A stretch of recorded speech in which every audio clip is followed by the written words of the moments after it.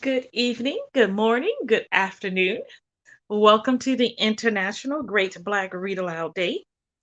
And it is day 12, and we are busily reading and enjoying the International Great Black Read Aloud. At least I am. I will say that I am. And all the different books that we have been reading. Um, so we are on day 12, and today is Fantasy Day here at the International Great Black Read Aloud, day 2022.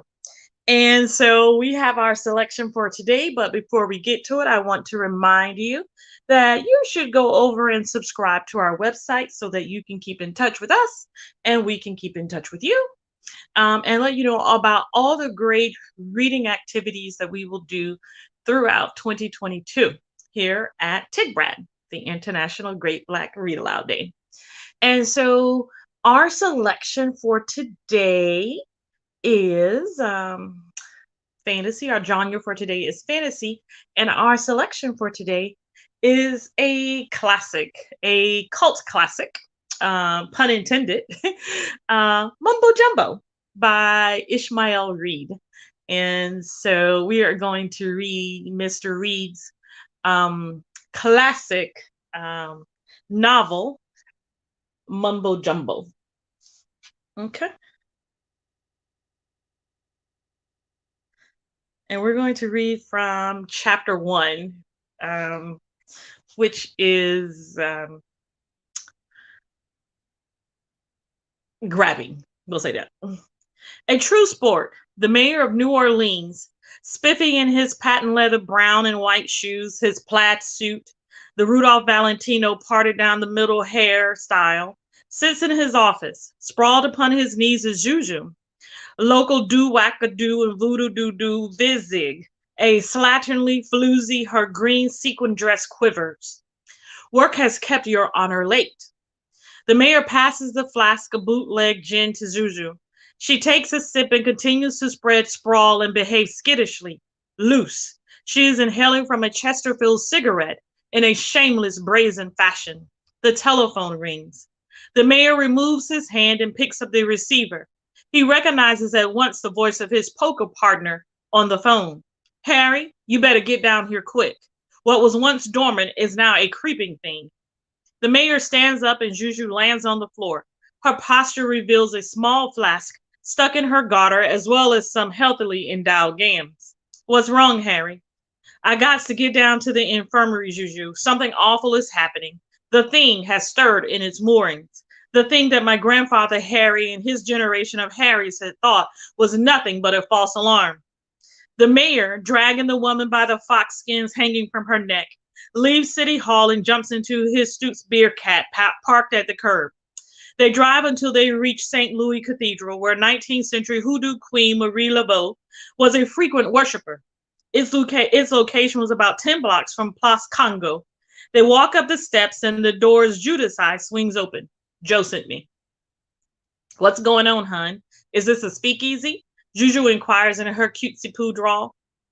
The door opens to a main room of the church, which has been converted into an infirmary.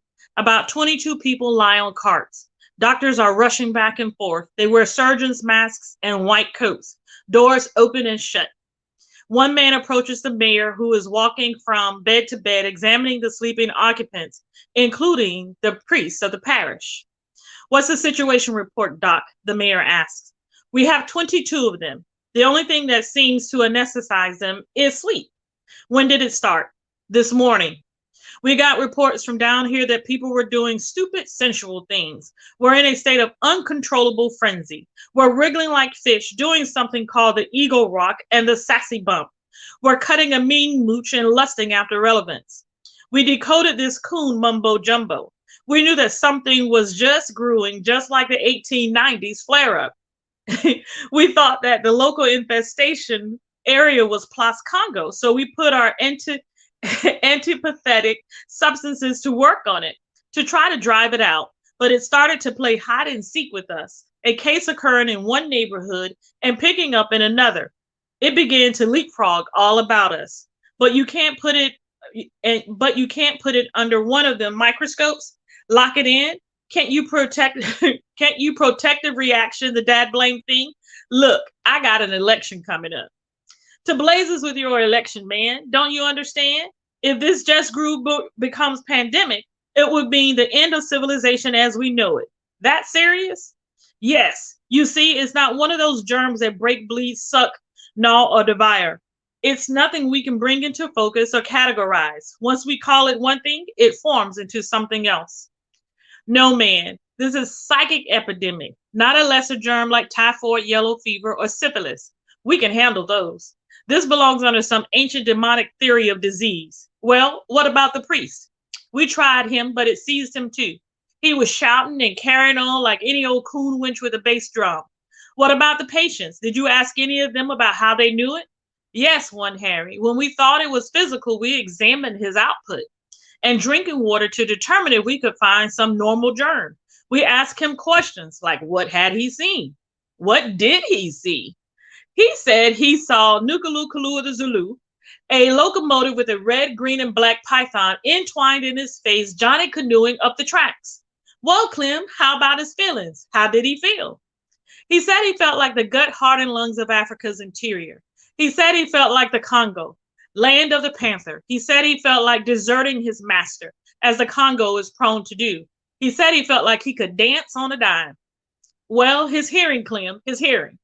He said he was hearing shank bones, jews, harps, bagpipes, flutes, conch horns, drums, banjos, kazoos.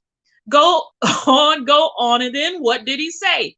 He started to speak in tongues. There are no isolated cases in this thing. It knows no class, no class, no race, no consciousness. It is self-propagating, and you can never tell when it will hit.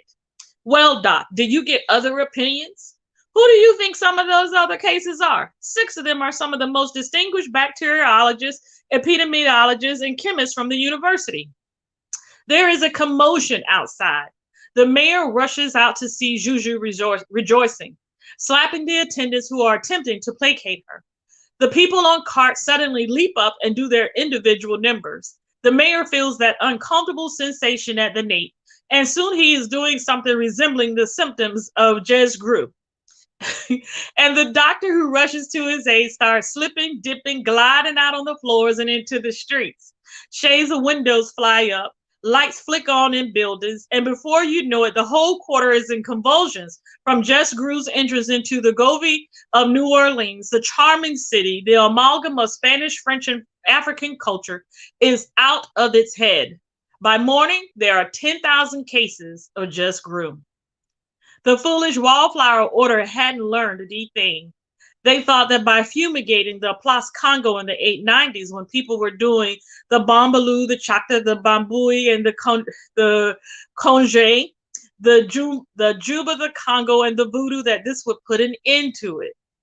It was merely a fad, but they did not understand that the Just Grew epidemic was unlike physical plagues. Actually, Just Grew was an anti-plague. Some plagues cause the body to waste away. Just Grew enlivened the host. Other plagues were accompanied by bad air, malaria.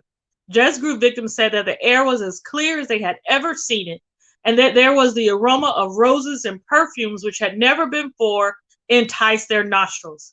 Some plagues arise from decomposing animals, but Just Grew is electric as life and is characterized by ebullience and ecstasy.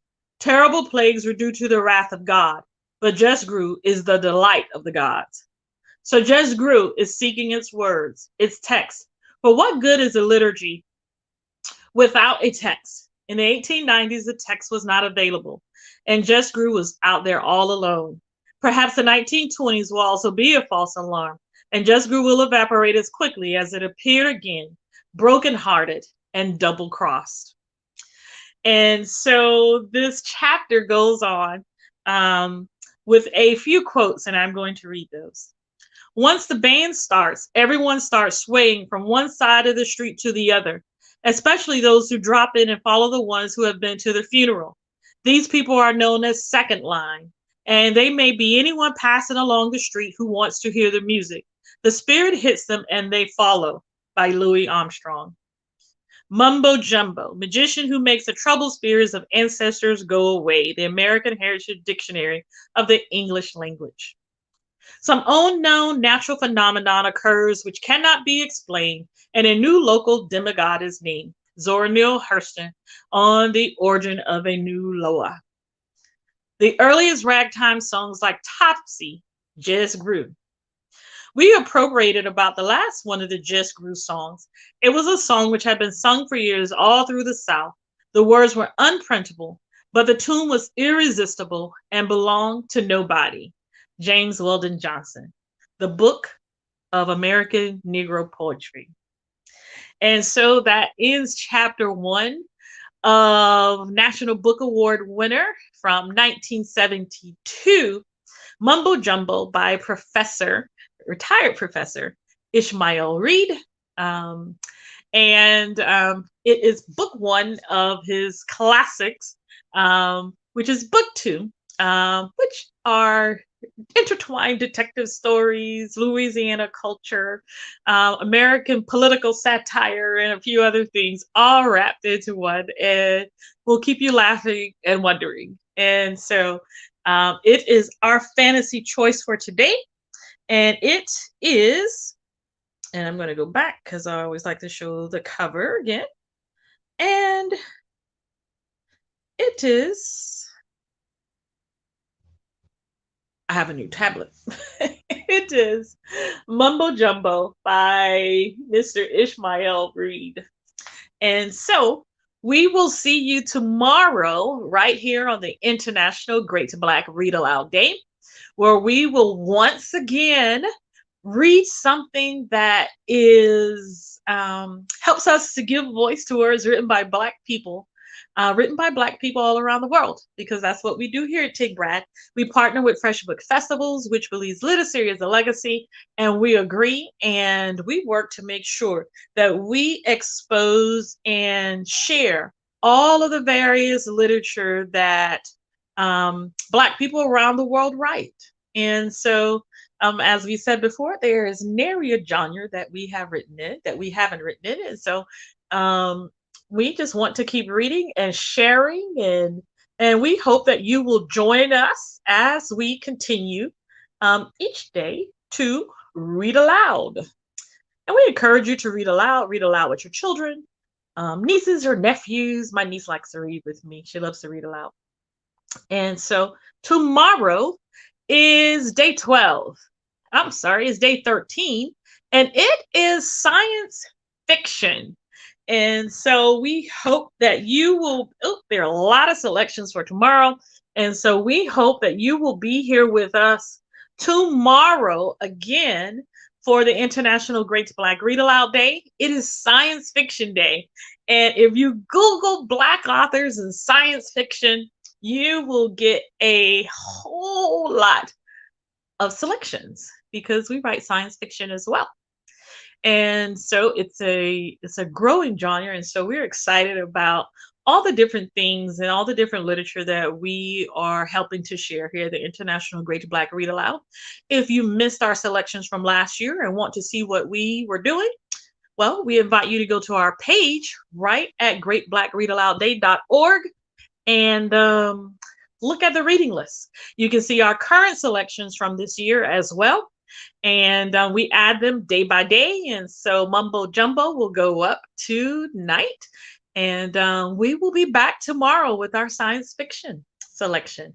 So have a wonderful day or evening or night. And we'll see you tomorrow here at the International Great Black Read Aloud Day 2022. Bye-bye.